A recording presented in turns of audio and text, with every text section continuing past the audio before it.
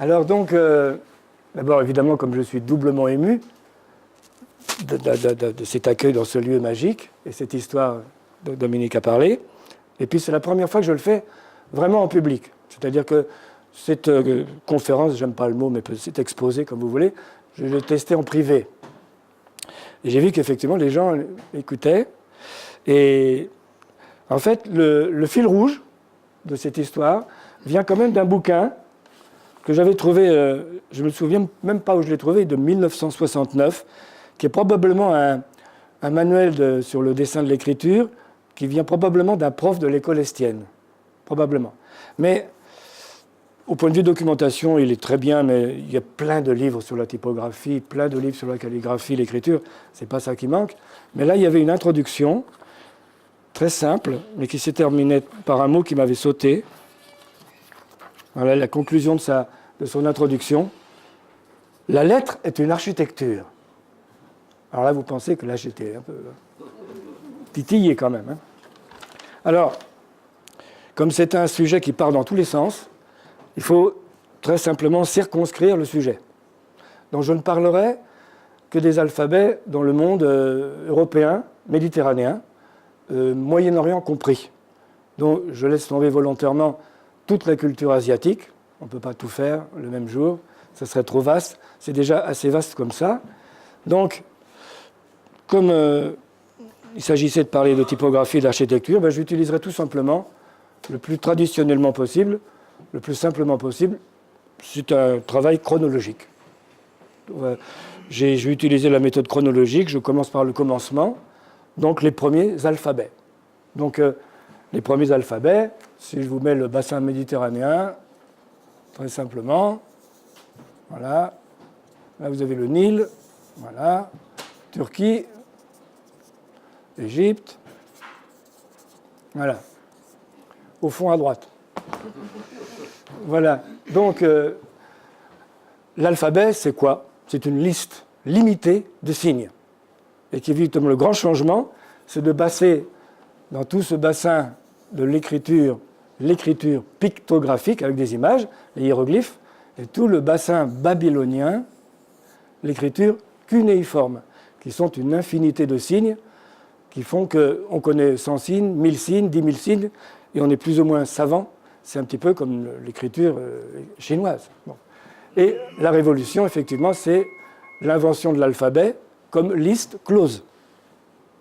Donc, effectivement, alors, aussi bien l'archéologie que l'Ancien Testament ne se recoupent pas toujours de façon exacte, évidemment, mais il y a quand même un certain nombre de faits établis, à savoir que les premiers alphabets, c'est par là. Donc, c'est-à-dire les listes. Donc, le plus ancien, son nom indique très bien sa provenance, c'est le proto-sinaïtique, qui a 22 signes, 22. Et puis, on l'appelle après proto-cananéen, phénicien, etc. Et il y a un autre alphabet, moins connu, aujourd'hui c'est l'Irak et la Syrie, ougaritique. C'est-à-dire que cette idée de clore la liste apparaît dans plusieurs proches régions à la fois.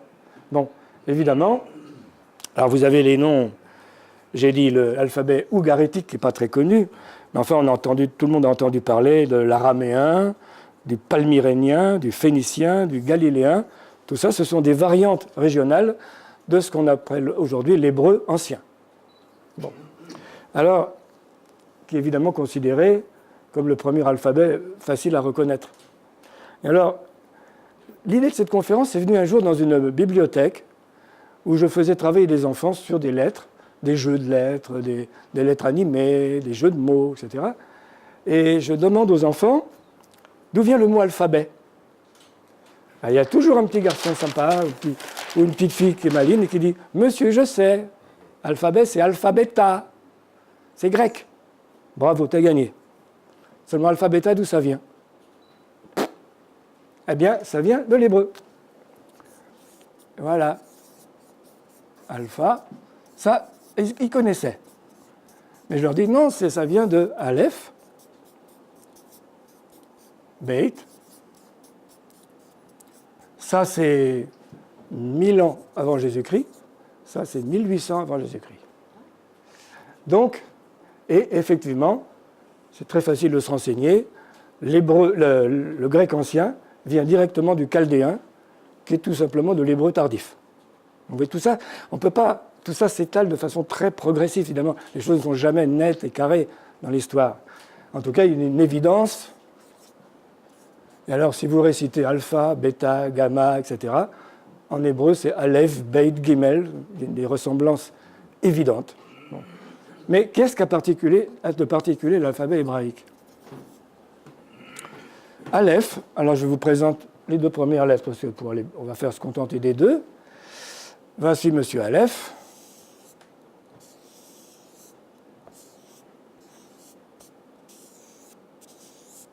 Et Madame Beit, car les lettres sont sexuées. Aleph est masculin, Beit est féminin. Et ainsi de suite en alternance sur 22 lettres. Il y a 11 lettres masculines, 11 lettres féminines. Ce sont aussi des chiffres. Aleph, c'est 1, ça c'est 2, et ainsi de suite. Bon. Et j'oublie, en fait, je fais un point, parce que si vous ne mettez pas un point, vous vous faites engueuler par un hébraïste, ça fait V. Bon. Alors, Aleph a une partie. Alors, j'ai parlé de l'univers pictographique qui précède. On retrouve un tout petit peu dans l'alphabet hébraïque des traces de dessin, dans le dessin lui-même, des traces pictographiques. Alors, je m'explique. Il se trouve que dans l'alphabet hébreu, les lettres ont un nom, et ce nom veut dire quelque chose. Aleph, ça veut dire taureau. Et Beit, ça veut dire maison. Égale maison. C'est tout à fait comme ça. Donc, ça a une double signification. Et sur le plan religieux, puisque ça accompagne le premier monothéisme, un, c'est Dieu. Donc, Aleph a une grosse responsabilité. Et alors, effectivement, si vous regardez bien, il y a effectivement, le taureau, il est là. Et la maison, c'est la seule lettre qui a un toit, un sol, un mur, ouverte vers l'extérieur, et qui symbolise la tente des Bédouins. Autrement dit, Aleph, Beit, Alpha, Beta, ça ressemble drôlement à alphabet, seulement voilà, en hébreu, on lit dans l'autre sens. On dit Beit Aleph. Ce que je viens d'écrire ici, c'est maison de Dieu. Je vous ai écrit comme ça parce que j'ai l'habitude, mais c'est comme ça que ça s'écrit. Donc, maison de Dieu, c'est quoi? À l'époque, c'est l'école, parce que c'est à l'école qu'on apprend l'alphabet.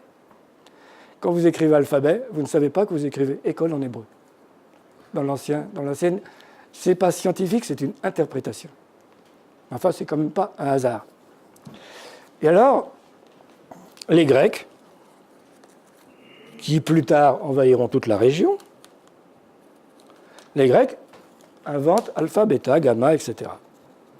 Alors, guimel, j'ai oublié de vous dire que la lettre après, guimel, il n'y a pas de C, le C est plus loin, c'est G. Guimel, ça veut dire chameau. Caméléon, cigarette camel, vous voyez, il y a des petites traces par-ci, par-là. Et alpha, bêta. Alors, alpha, bêta, et les Grecs en général, ce qui est de fondamentalement nouveau, les lettres ont un nom. Alors, j'ai oublié de dire qu'il y en a 22 en hébreu, il y en a 24 ici. Bon. Je ne me rappelle plus lesquels. Ben, ce sont des noms, mais ce ne sont pas des choses. Ça ne désigne pas ni quelqu'un, ni quelque chose. C'est le nom de la lettre. Il y a déjà une première simplification. Et l'Empire grec se fait complètement avaler par l'Empire romain, et on arrive aux Romains. Alors là, ça devient sérieux. Ça devient sérieux. C'est-à-dire que les Romains, c'est fini, on prend le début, et ce n'est plus qu'un son. L'alphabet est devenu phonétique. Très bien. Alors ça, c'est assez classique, enfin comme information. Et après, Alors après, voilà, ce qui est intéressant, c'est que le passage à l'architecture. Qu'est-ce qu'on sait d'où? Quand vous observez l'alphabet romain, ça, ce sont des lettres qu'on appelle bâtons, puisqu'on peut les constituer avec des bâtons. Mais ce n'est pas ça l'alphabet romain. L'alphabet romain que nous apprécions, c'est ça.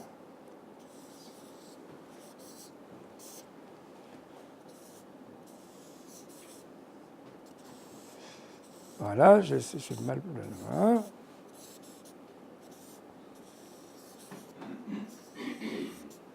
Voilà, c'est ça l'alphabet romain. Qu'est-ce qu'ils ont inventé, les Romains? C'est l'empattement.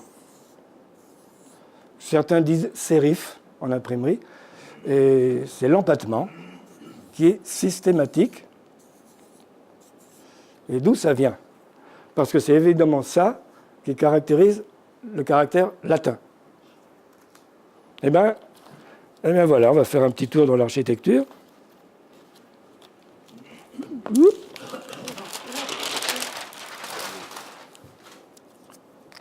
Voilà, je dessine très sommairement, plus que sommairement, un temple romain.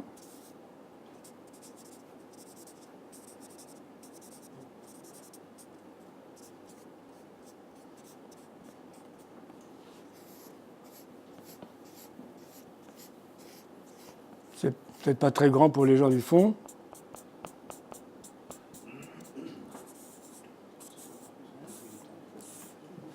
Vous avez dans la façade d'un temple comme le Parthénon tout l'alphabet latin.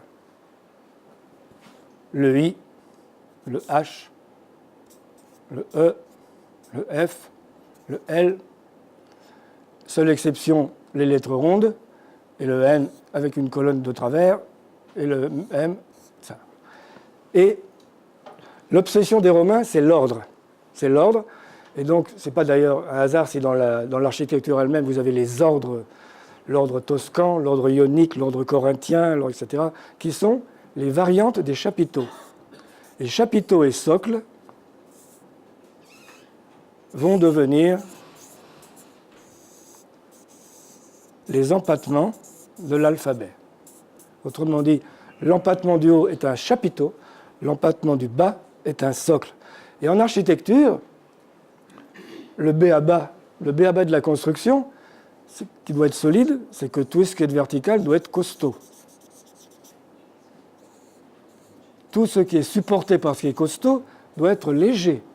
C'est le principe de n'importe quelle colonne et de n'importe quel plancher. Et à partir de là, l'alphabet romain, systématiquement, les parties verticales seront en gras, systématiquement horizontales seront fines. C'est une règle. Et pourquoi? À l'époque, cet alphabet est conçu pour les frontons, pour les inscriptions sur les monuments. Ce n'est pas un alphabet courant. L'alphabet courant existe aussi sous le nom de cursive, que tout le monde connaît la cursive. Tous les alphabets ont leur cursive pour des raisons pratiques. Ça vient de latin cursus, c'est pour écrire plus vite, parce qu'écrire comme ça, il faut une règle, il faut du temps, il faut une équerre, c'est fait pour les inscriptions. Bon. À partir de là, l'écriture latine, elle est calibrée comme l'est le fronton de l'architecture. L'espacement des lettres sera celui des colonnes du temple. La hauteur et l'espacement entre deux lettres seront des multiples des espacements entre les colonnes. Tout va être calibré, mesuré, désiré au millimètre. C'est une règle, c'est l'architecte Vitruve qui a théorisé tout cela. Et donc les Romains, obsédés par l'ordre, vont tout dessiner de cette manière-là. Alors, si j'insiste sur ces empattements, etc., c'est que tout au long de la suite de l'histoire jusqu'à nos jours, ça va sans arrêt revenir sur le terrain. Ça va être un terrain de bagarre, cette façon de construire une lettre. Donc, je crois qu'avoir dit suffisamment de choses sur ce fameux empire romain, alors évidemment, les minuscules, vous les connaissez, voilà, bon. Mais enfin, ces règles de dessin de la lettre et de construction sont tout à fait évidentes, enfin importantes. Voilà. Alors, passons au Moyen-Âge. Le Moyen-Âge, d'abord, beaucoup de gens, d'historiens, disent que c'est très difficile de définir avec précision le début du Moyen-Âge, le bas Moyen-Âge. La seule chose importante à dire, c'est que ça correspond à la christianisation de l'Europe, puisque l'Empire romain est lui-même devenu chrétien, et qu'ensuite, à la chute de l'Empire romain, l'Europe médiévale se construit, et on voit que l'alphabet latin disparaît. Pourquoi il disparaît? Alors il disparaît progressivement, parce que le champ de l'écriture n'est plus utilisé par les consuls romains et l'aristocratie romaine, mais par l'Église. C'est l'Église qui quadrille l'Europe avec une armée de scribes, de moines particulièrement, et la construction du christianisme se fait par l'intermédiaire des abbayes, des moines qui sont des scribes. Et donc, de cette écriture romaine taillée au cordeau, va naître le gothique. Mais le gothique, on a tort d'ailleurs dans les Wikipédia et autres de dire alphabet gothique. C'est toujours l'alphabet latin, c'est la même liste, mais ce n'est pas la même écriture. Et l'écriture gothique, je prends quelques exemples au hasard, assez facile à dessiner.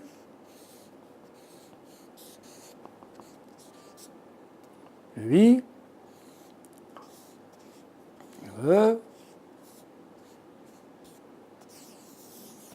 Qu'est-ce que c'est que l'écriture gothique? C'est l'écriture à la plume des scribes chrétiens.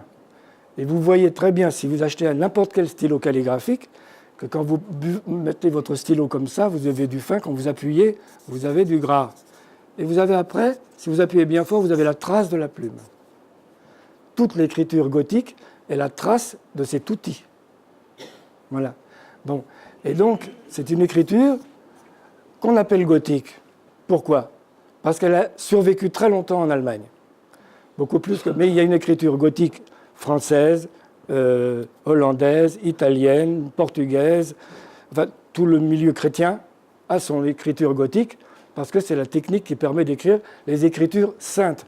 Et c'est un alphabet qu'on ne trouve que pour les écritures sacrées, c'est-à-dire la vie des saints, la Bible, la Nativité, le Nouveau Testament, etc. Bon, on le trouve évidemment aussi dans les documents officiels, mais c'est toujours une minorité de lettrés qui possèdent cet alphabet et qui utilisent cet alphabet. Et comme c'est un alphabet qui est destiné principalement à convaincre, c'est extrêmement une volonté de prosélytisme affichée, c'est ce qui va donner les lettrines. C'est-à-dire que les lettrines, la première lettre d'un manuscrit, d'un chapitre, donne lieu à un dessin le plus séduisant, le plus merveilleux possible pour donner du goût à ces récits. C'est-à-dire que l'image est mal vue, elle est encore timide, mais par contre, on met le paquet sur les lettrines. La lettrine est vraiment un manuscrit, une Bible, n'importe quel document du Moyen-Âge dont la lettrine est ornée, est le signe de la richesse de son commanditaire. C'est-à-dire la plus grosse abbaye, l'archevêque le plus puissant. Il faut savoir qu'une Bible prend pour un moine une vie entière d'écriture, avec des milliers de lettrines. Donc le Moyen-Âge va évoluer intérieurement, pays par pays, selon la puissance de son catholicisme. Et donc c'est une écriture très particulière. Alors, on dit gothique tardif. Gothique tardif, c'est quoi? C'est le gothique enluminé, et on le trouve évidemment dans l'architecture. Alors, à propos d'architecture, là, je vais vous montrer une évolution évidente, voilà, très intéressante, enfin, elle n'est pas évidente. Si je prends le M classique, voilà notre M classique romain. Avec ses empattements. À la fin, ce qu'on appelle la chute de l'Empire romain et le début du Moyen-Âge, du très bas Moyen-Âge, le M s'écrit comme ça. avec des variantes d'épaisseur, mais vous voyez, il est comme ça. Le M gothique.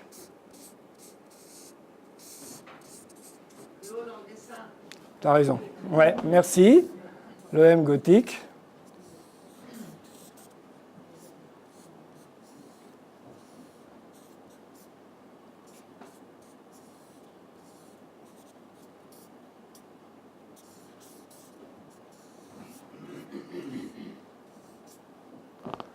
Je ne remplis pas, ça serait le M gothique.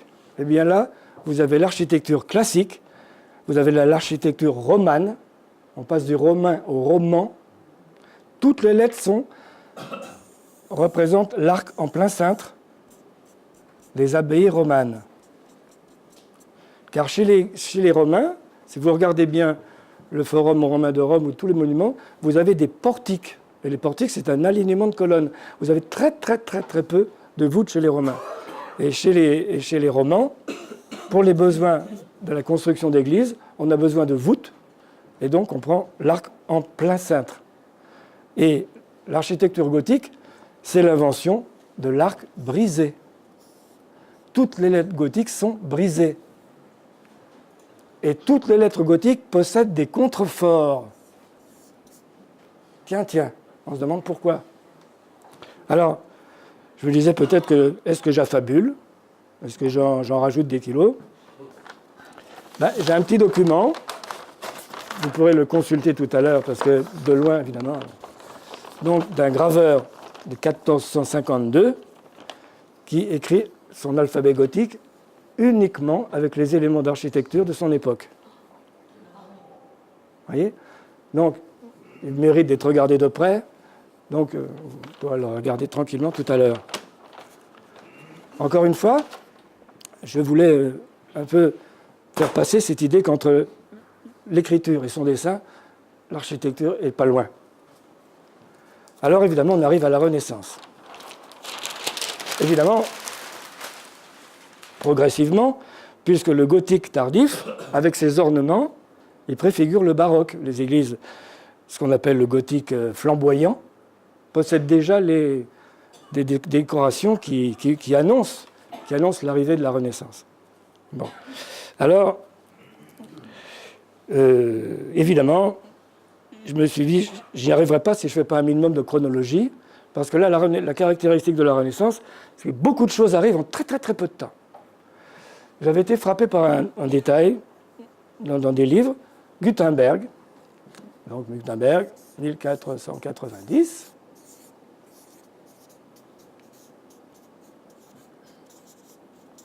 Évidemment, révolutionne l'imprimerie et permet la diffusion des livres, finit les moines et leur rythme de travail. Bon, c'est évidemment une révolution technique sans précédent. Et alors là, qu'est-ce que j'ai fait? Voilà, j'ai noté qu'est-ce qui s'est passé avant et juste après.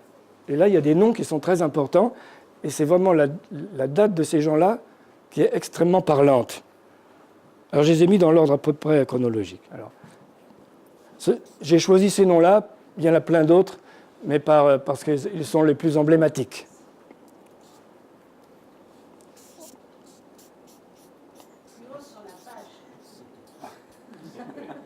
D'accord.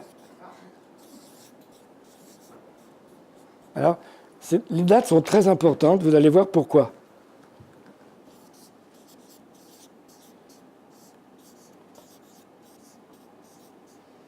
Alors après...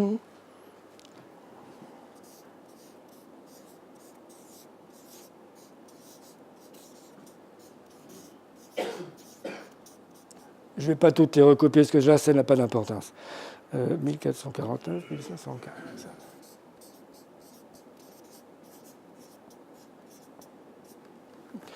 Alors les autres, si j'ai noté les dates, je l'expliquerai au fur et à mesure. François Ier, 1494-1547, Étienne Dolet, 1509-1546, Rabelais, 1483-1553, Montaigne, 1533-1592. Tout ça, ce sont des noms qui, évidemment, symbolisent la Renaissance.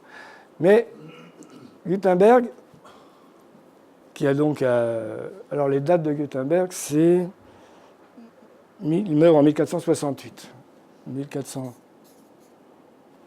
combien 1468. Bon. Au début de sa carrière, il imprime une Bible, et la Bible est imprimée en gothique. Or, elle est imprimée avec la machine de Gutenberg. À la fin de sa vie, la Bible est écrite en latin, en l'alphabet latin. Comment, en l'espace, puisqu'il a fait ça à peu près en 1450, comment, en l'espace de moins de 50 ans, on passe d'un alphabet à un autre dans une société? Ça m'a beaucoup troublé. Alors, il faut remonter à monsieur, entre autres, monsieur Pétrarque. Pétrarque est un poète bien connu, en France comme en Italie. On a oublié de dire que sa notoriété était telle, c'était aussi un homme politique. Il était proche des puissants, il était conseiller. Je passe la liste de tous les gens qu'il a fréquentés. Et c'était un ardent défenseur de l'alphabet latin. Et il considérait le gothique comme barbare et illisible.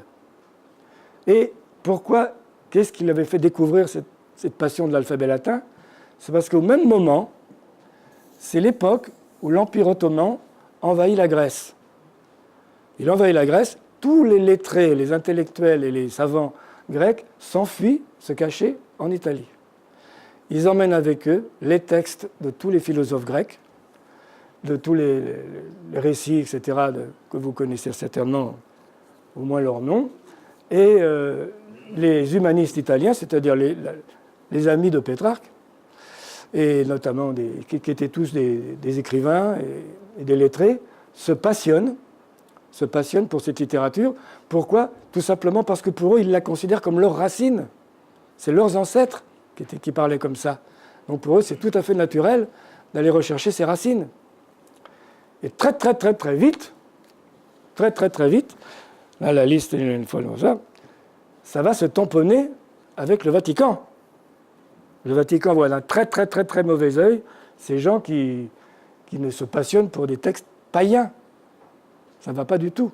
Et après 90, quand en plus ces gens-là, les successeurs de Pétrarque, se mettent à imprimer des textes grecs et latins, le Vatican n'est pas du tout d'accord. Mais il se trouve que l'Italie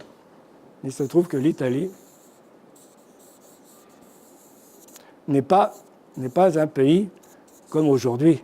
C'est une mosaïque d'États, de villes d'États, qui revendiquent leur autonomie, et beaucoup contre Rome, qui aimeraient bien les bouffer tous. Le plus grand résistant à Rome, c'est Venise. Bon. Mais les autres marquent leur distance. Sienne est fâchée avec Florence, parce que c'est une république et ça c'est un royaume.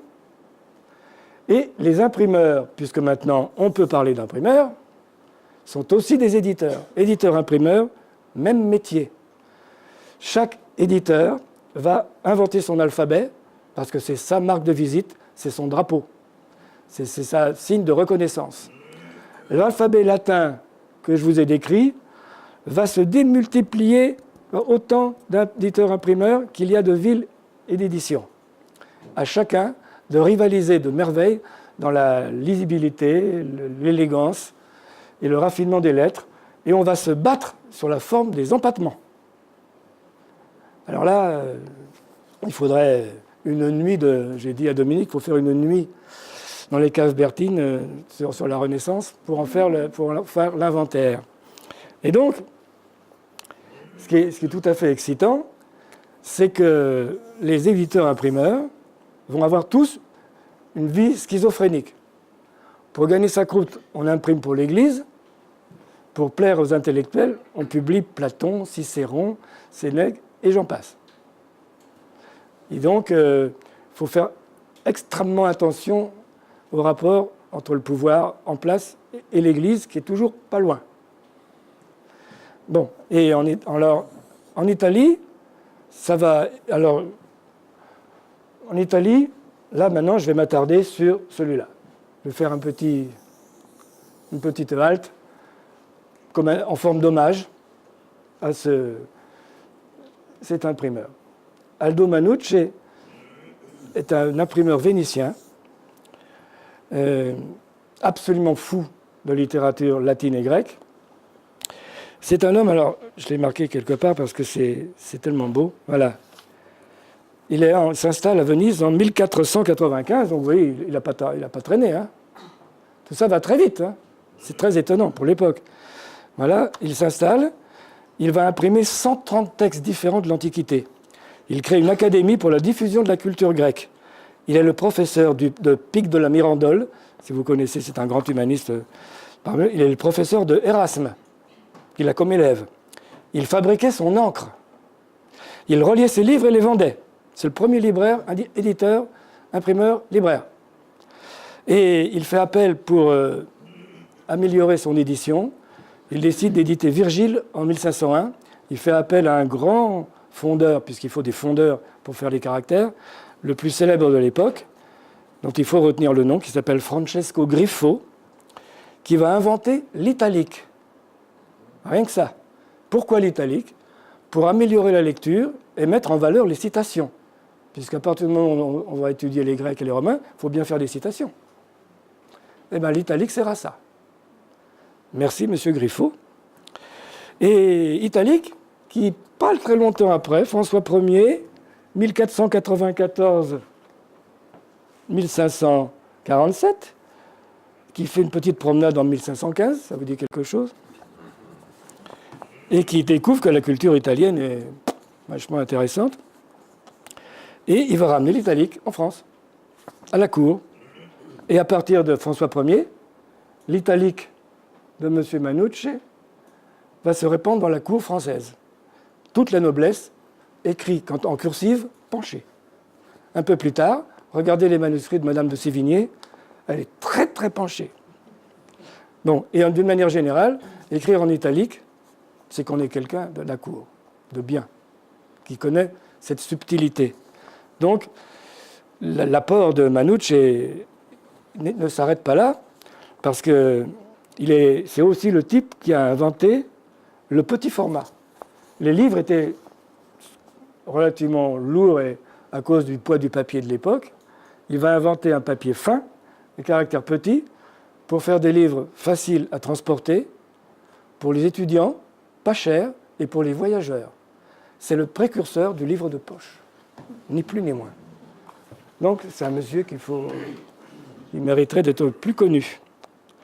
Alors, je vous ai dit tout à l'heure, le poids de l'Église. En Italie, il y a une résistance très forte au Vatican qui permet aux éditeurs imprimeurs d'imprimer ce qu'ils veulent, surtout tous ces textes païens. En France, ça ne va pas se passer tout à fait comme ça. J'ai oublié de dire il va y avoir maintenant une armée d'éditeurs imprimeurs qui vont se développer en France, en Hollande, en Allemagne évidemment, et qui utiliseront chacun des caractères latins à leur manière. En France, c'est Garamond qui est très connu. Vous avez Baskerville en Angleterre, plus tard Didot en France. Tous ces noms que vous retrouvez dans les polices de caractères de votre ordinateur. Ce sont les noms de leurs concepteurs qui étaient souvent des dynasties d'imprimeurs, de père en fils. Alors voilà, alors là, tout à fait par hasard, en tombant sur un bouquin sur François Ier, François Ier fait la guerre en Italie et gagne à Marignan. Il va s'en suivre plusieurs guerres, ce qu'on appelle les campagnes d'Italie, où il va avoir beaucoup d'ennuis, mais la paix va revenir avec une négociation entre François Ier et Rome, et le Vatican. Et le pape, en échange de plusieurs concessions territoriales, autorise François Ier à nommer les évêques et les archevêques. C'est la première fête historique où un roi contrôle l'Église. À partir de ce moment-là, je ne dis pas ça par hasard, c'est que ça va changer beaucoup de choses pour nos imprimeurs. Si on a un ennui avec l'Église, on va voir le roi. Mais ça ne va pas marcher à tous les coups. Des individus comme ça, vous voyez la coïncidence des dates, hein. Rabelais, 1483-1553, on est en plein là-dedans. Rabelais est évidemment très mal vu. C'est un Pour les uns, c'est un voyou, un provocateur, mais il a du succès. Il est quand même obligé d'écrire sous son patronyme, son acronyme, Alcofribas Nazier. C'est un pseudo pour ne pas être inquiété. Il va aller de ville en ville et de protecteur en protecteur, avec toujours en dernier recours le roi, et François Ier le couvre. François Ier qui, entre-temps, a ramené un zozo assez connu qui s'appelle Léonard de Vinci. Donc tout ça arrive dans un laps de temps très bref. Et ça ne marche pas à tous les coups. Il y a un éditeur qui s'appelle, éditeur, donc qui s'appelle Étienne Dolet, et qui mérite bien aussi qu'on s'y attache. Lui, il est un peu osé.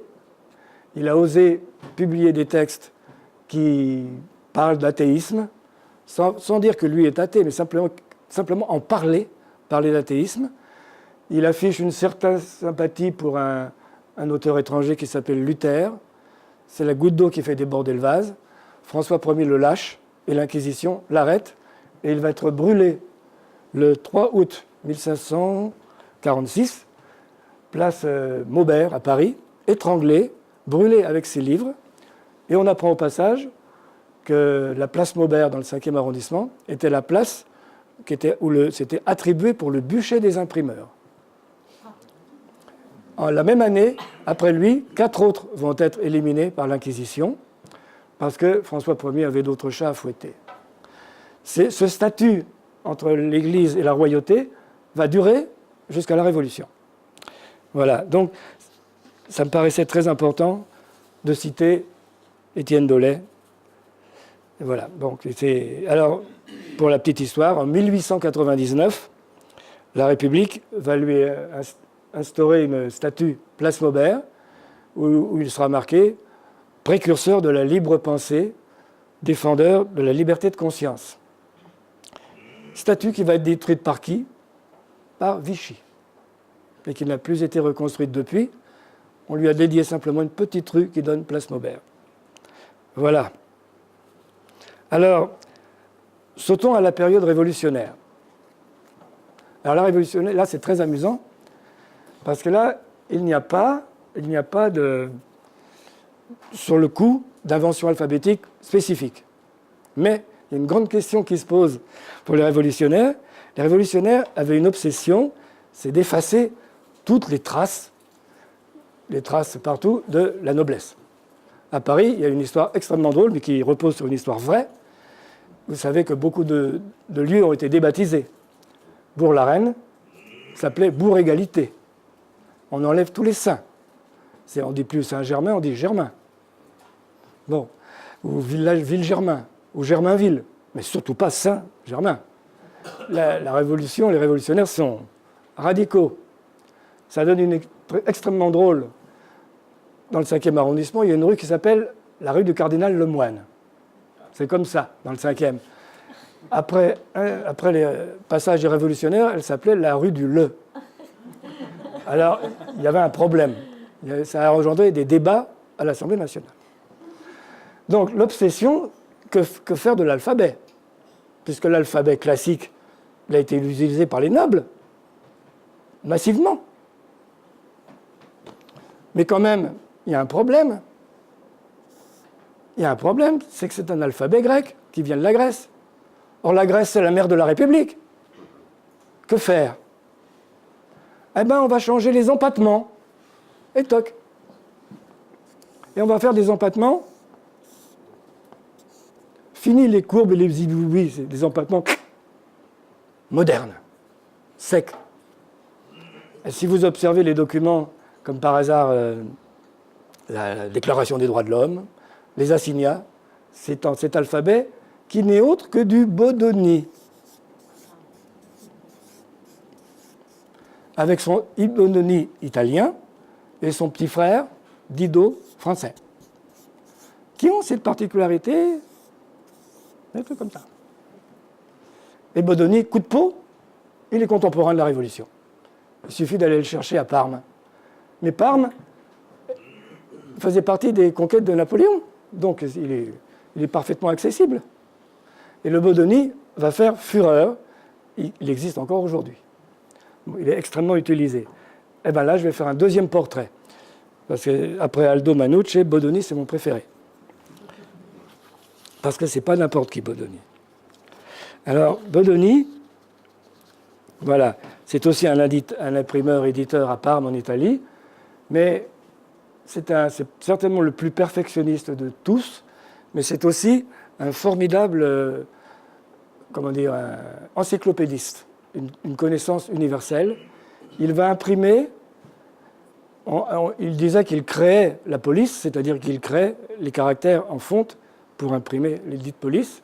Il va créer 150 caractères différents de tous les alphabets du globe.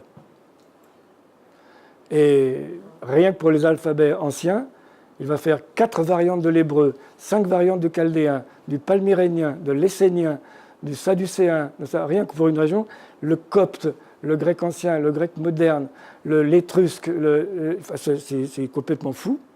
Il décide d'imprimer tout ce qui est imprimable, tous les alphabets connus. Bon. Et il imprime des chiffres, etc. Je n'ai pas parlé de l'alphabet arabe, j'y reviendrai tout à l'heure. Il a évidemment fait l'alphabet arabe pays par pays. Bon. Et donc ce Bodoni a une carrière majestueuse, il est reconnu dans toute l'Europe. Quand Napoléon envahit l'Italie, Napoléon est tellement en admiration devant son travail qu'il va lui offrir une rente à vie.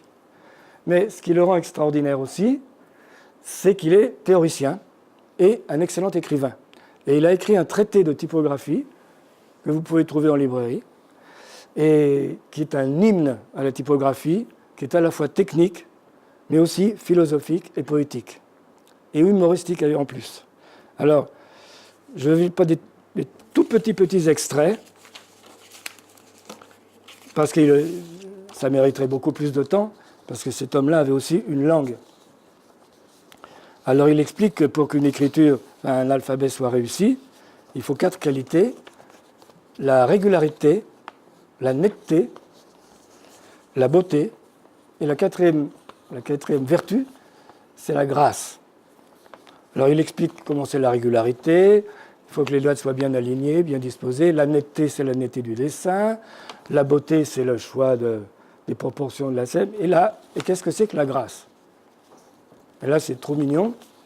La grâce, c'est les 3 vertus antérieures, mais appliquées avec désinvolture. Si vous ne faites pas des autres avec désinvolture, vous basculez dans l'extrémisme.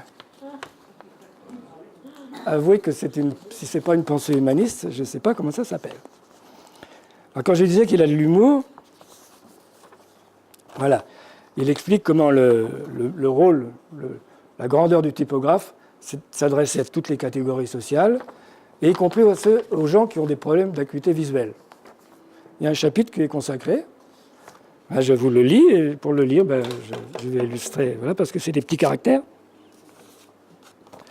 Les presbytes, qui ont besoin d'éloigner les œufs de l'objet pour le voir distinctement, englobent d'un seul regard la beauté d'un grand feuillet admirablement imprimé, qui ne peut être contemplé que fragment après fragment par les myopes, qui sont contraints de les regarder de très près, s'ils veulent en distinguer les caractères.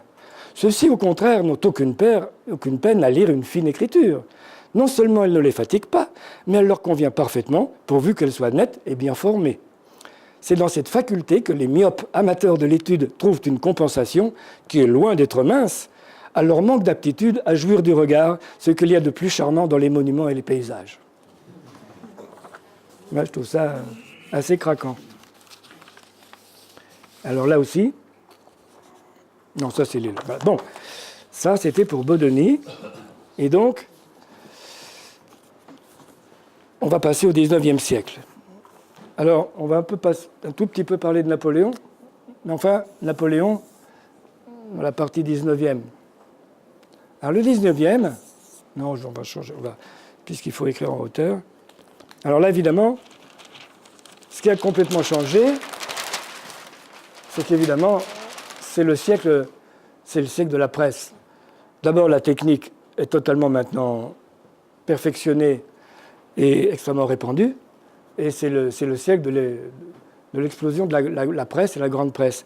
Et c'est aussi le siècle où cette entité imprimeur-éditeur va s'effriter, les professions vont se scinder. Il va y avoir des imprimeurs pour la presse, des imprimeurs pour la littérature, et les imprimeurs pour les villes. Pourquoi les villes? Parce que le 19e siècle, il y a trois événements importants. L'électricité et tout le progrès qu'on appelle la révolution industrielle, et en même temps, simultanément, le romantisme.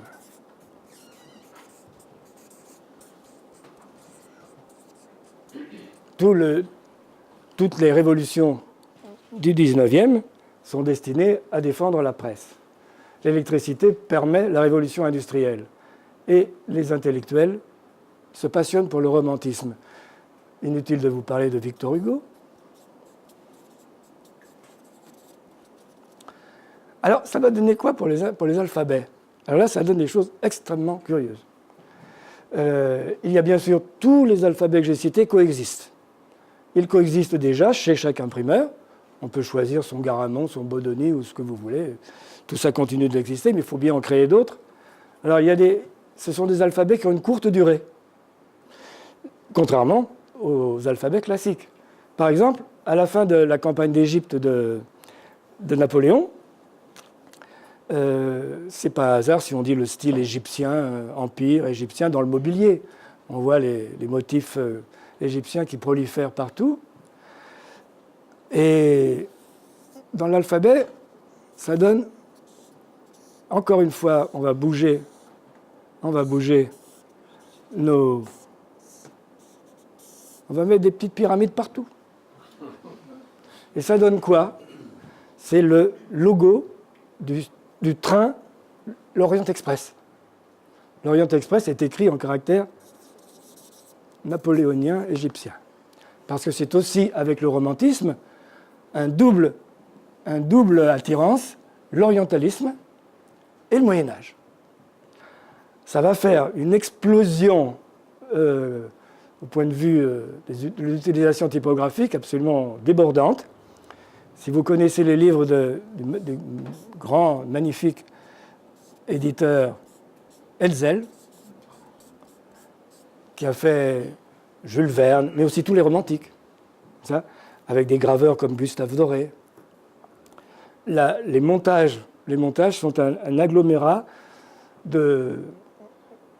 d'alphabets anciens. Et quand il s'agit de faire des alphabets fantastiques, enfin d'une histoire fantastique, on se contente de déformer un alphabet latin. Alors ça va donner ça. Ça va donner des trucs. Vous voyez? Alors le H devient. Et ça va être des histoires pour les contes fantastiques. Voilà, et on va les retrouver partout avec chacun bien sûr une infinité de variantes. Mais donc là, on peut dire qu'il y a une espèce de déstructuration des professions et une explosion de tous ces caractères à la fois. Là où on peut parler d'une véritable invention unique en son genre calligraphique, enfin typographique, c'est Guimard. Guimard est évidemment connu encore aujourd'hui par les quelques bâtiments qu'il a laissés. Et là, alors moi je suis comblé puisque c'est un architecte. C'est un architecte, il dessine des alphabets. Alors lui, je renonce totalement à dessiner de l'alphabet Guimard. Parce que là, il ne faut pas exagérer. Hein. Alors j'en ai fait une reproduction pour que vous la voyez bien.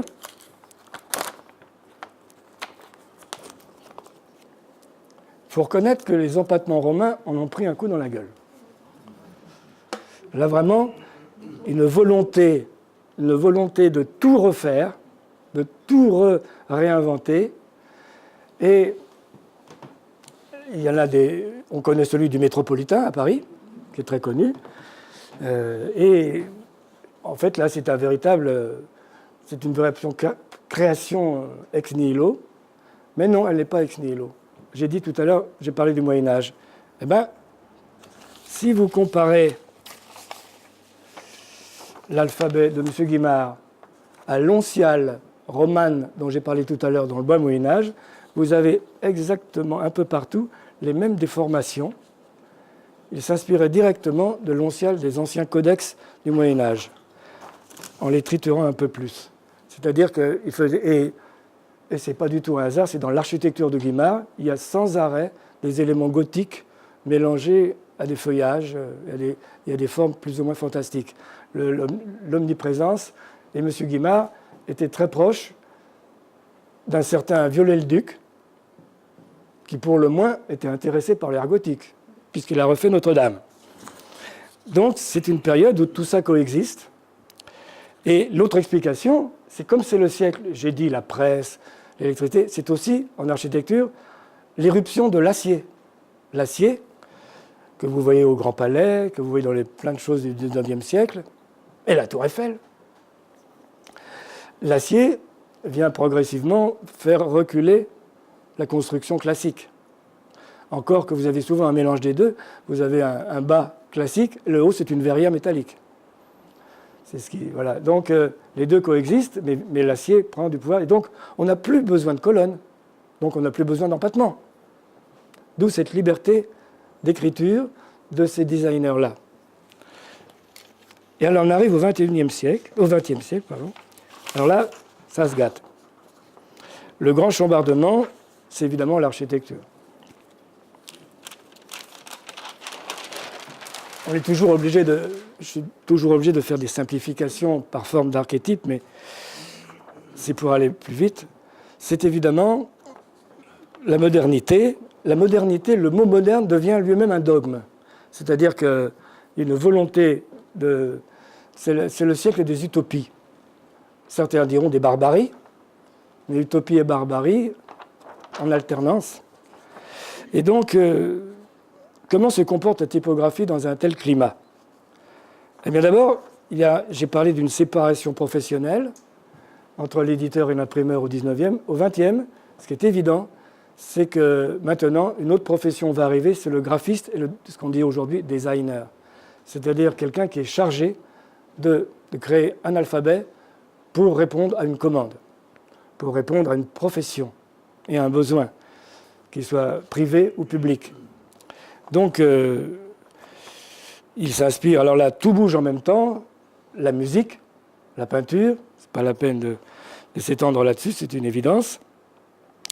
Et donc, les designers se spécialisent. On va avoir vraiment des designers pour la littérature, pour la publicité, pour le pouvoir. Et donc, il faut donc créer des nouvelles choses. J'ai oublié de parler de la signalétique urbaine. Pourquoi on n'en a pas parlé avant? C'est qu'avant l'électricité, il n'y avait pas de mots sur les murs des rues. Il y avait des enseignes. Et en plus, les gens ne savaient pas lire. Alors, ce n'est pas la peine d'en faire. Mais au XIXe siècle, on n'a plus besoin d'enseignes. Il y en a de moins en moins. On les jette et on écrit les noms sur les monuments, sur les magasins. Et Guimard est le préféré des restaurants. Il est encore utilisé pour les restaurants. Et donc, c'est encore plus accéléré au XXe siècle. Donc, c'est le siècle de la modernité. La modernité rime aussi avec vitesse. C'est le siècle de l'avion, des trains, de la voiture rapide et du goût de la vitesse. Le goût de la vitesse va être même, avant le surréalisme, défendu par un Italien qui s'appelle Marinetti, qui a un mouvement qui s'appelait le futurisme et qui se piquait de modernité extrême et qui va basculer plus tard vers le fascisme. Et donc, il y a des petites innovations, mais qui sont, comme je dis, ciblées, uniquement ciblées. Par exemple, l'arrivée de l'éclairage au néon va provoquer un alphabet comme ça. Et toutes les lettres vont évoquer l'irruption du néon dans nos villes. Et en minuscules, on va avoir, ça va être des lampes qui feront les éclairages de nuit de nos bistrots. C'est-à-dire que c'est la technique qui va engendrer un alphabet pour honorer la technique en question.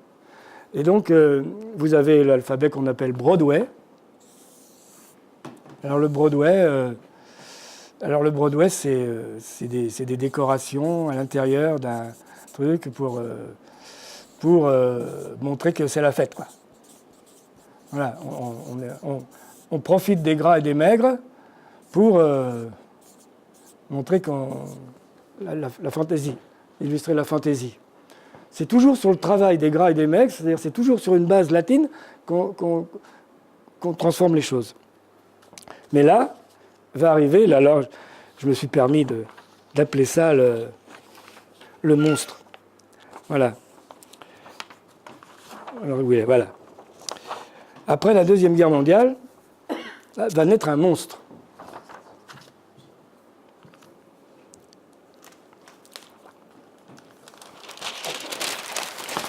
Un monstre que tout le monde connaît.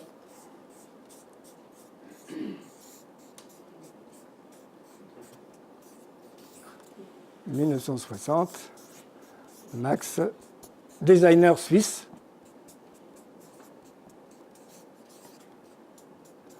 Alors lui, le concept est très simple. Il s'agit de faire un alphabet universel, définitif, qui abolit le sens. Il faut tout est pareil. Il n'y a plus de gras, de maigre. L'écriture est standardisée. Un O, il ne va pas être ovale, il va être circulaire. Fini les O bizarres, là. Non. Tout est calibré de façon. Et le critère d'utilisation, c'est la vitesse de lisibilité. Et comme par hasard, c'est un alphabet qui est né en même temps que les autoroutes. Sa capacité, c'est de pouvoir lire en conduisant, donc très rapidement.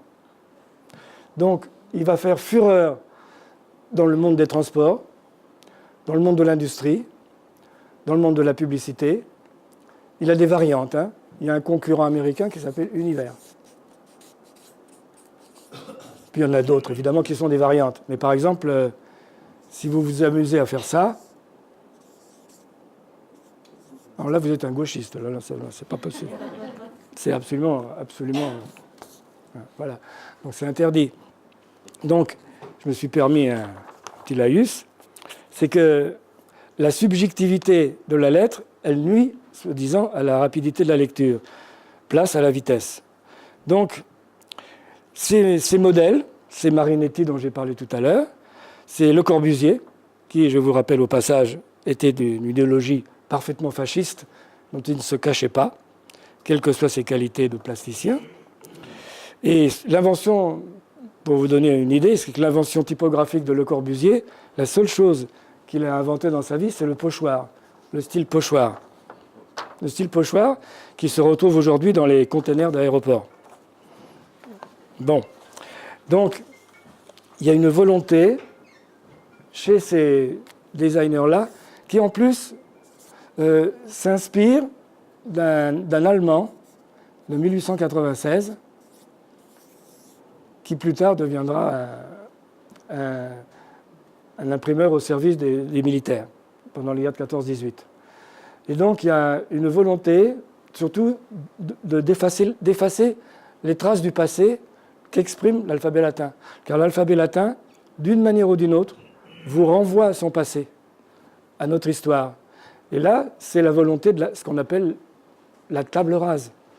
La table rase qui est le propre des dictatures du XXe siècle. Et donc cet alphabet-là véhicule pour moi, par sa conformité devenue universelle, elle conforme la même conformité que vous retrouvez en architecture, puisque Le Corbusier, que je viens de citer, était l'inventeur du principe de normes F1, F2, F3. Les appartements sont maintenant codifiés, de Vladivostok au Chili en passant par Moulins et Sarcelles. C'est-à-dire que cette obsession de la normalité vient directement, nous ramène au fascisme du XXe siècle et à son idéologie, et avec cette obsession d'effacer l'histoire des Lumières. Ça, j'en suis profondément persuadé. Et donc, aujourd'hui, évidemment, tout coexiste, puisque l'ordinateur vous donne accès à toutes les polices. Bon. Mais on voit bien que dans le domaine urbain et officiel, politique, l'Helvetica est bien en harmonie avec, malheureusement, l'uniformisation, ou appelez ça comme vous voulez, globalisation de la planète, et pas vraiment pour le meilleur de l'esthétique. Alors, j'avais envie de faire une blague. Je n'ai pas parlé du tout, absolument pas parlé du numérique. Bon. Pourquoi j'en ai pas parlé? Tout simplement parce que j'y connais rien. J'ai pas les compétences. Je n'ai pas les compétences pour en parler, et absolument pas le recul, puisqu'on est encore en plein dedans, et on n'a pas fini de l'utiliser et de savoir l'utiliser. Donc, je me dis, je ne vais pas m'aventurer sur un terrain comme ça, puisque j'y connais rien. Mais simplement, j'avais envie de dire que, est-ce que c'est un peu en guise de conclusion, comme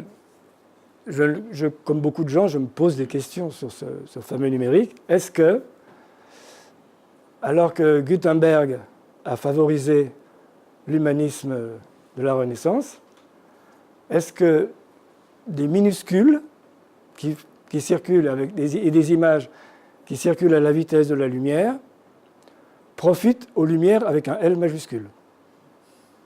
Bon, c'est une pirouette. Oui, bon, c'est une pirouette. Donc voilà, je pense que j'ai réussi à parler un peu d'architecture en même temps. Alors, en guise de bonus, je vous remercie de m'avoir écouté, je voulais vous demander, quand vous êtes au supermarché, où est-ce que vous rencontrez du gothique? Aujourd'hui, à Moulins. Oui, dans n'importe quel supermarché. Quand avez-vous affaire au gothique? Hein? Monoprix. Oui, à l'intérieur d'un Monoprix. Où est-ce que vous trouvez du gothique dans votre vie d'aujourd'hui? Bravo, Le Monde. Bravo, vous avez gagné Le Monde. Mais cherchez un peu maintenant. La bière, bravo. Oh, mais ils sont très bons ce soir. Mais oui, la bière. Bon, si vous cherchez bien, ça, c'est les principaux. Mais enfin, il y a pas mal de Côtes-du-Rhône. Pas tous, mais beaucoup. Il y a beaucoup de terrines. Oui, il y a beaucoup de camembert, vous avez raison. Le beurre, mais vous avez raison. Donc, vous voyez que quand je dis qu'il y a coexistence, là, c'est une coexistence très proche. Mais pourquoi? Qu'est-ce qu'ils ont de commun, ces braves gens? Ils expriment le goût de la tradition et de l'âge d'or du Moyen-Âge, où on faisait les choses à la main. Et vous voyez, nous, on continue à faire comme ça. Le monde, nous, on ne changera pas. On ne change pas de ligne. En Normandie, on fabrique ça comme autrefois. Les Côtes-du-Rhône, c'est pour dire on est le plus vieux cru du Sud. La bière, eh ben, c'est parce qu'il y en a beaucoup en Allemagne. Hein. Donc il faut faire plaisir à tout le monde. Ça veut dire quoi? Ça veut dire que... Ah non, encore une devinette, l'italique. En dehors de la littérature. Dans le supermarché. Ah, l'italique, ben, c'est dans les parfums, les champagnes et les articles de mariage. Merci, monsieur François Ier. Vous avez laissé votre petite trace. Ça veut dire quoi? Que les gens qui utilisent ces caractères font toujours référence à quelque chose d'historique ou de culturel. C'est-à-dire que c'est la trace par la typographie de notre propre histoire. C'est pour ça que j'ai mis le Helvetica en accusation. Mais alors, l'Helvetica, il y a une chose très drôle. Puisqu'on parle de Suisse, il se trouve qu'on a beaucoup joué en Suisse, notre troupe de théâtre, et la Suisse est donc le pays de cet alphabet Helvetica, qui porte son nom. Mais c'est aussi... Alors, les Suisses, ils font très fort. c'est le pays du dadaïsme.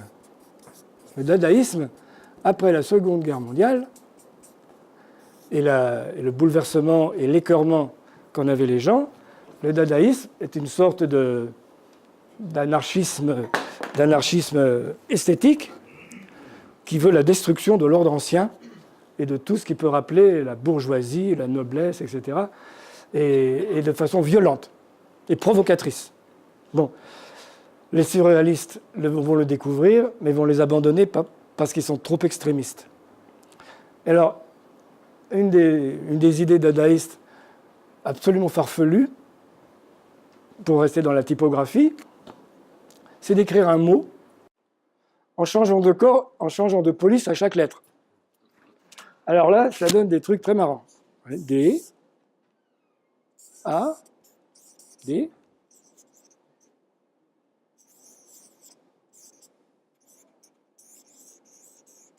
M. Et vous pouvez ainsi décliner tout ce que vous voulez. Vous pouvez écrire un bouquin comme ça si ça vous chante. C'est-à-dire que c'est une espèce de déconstruction totalement provocatrice, etc. Eh ben, c'est le même pays qui va inventer l'Helvetica.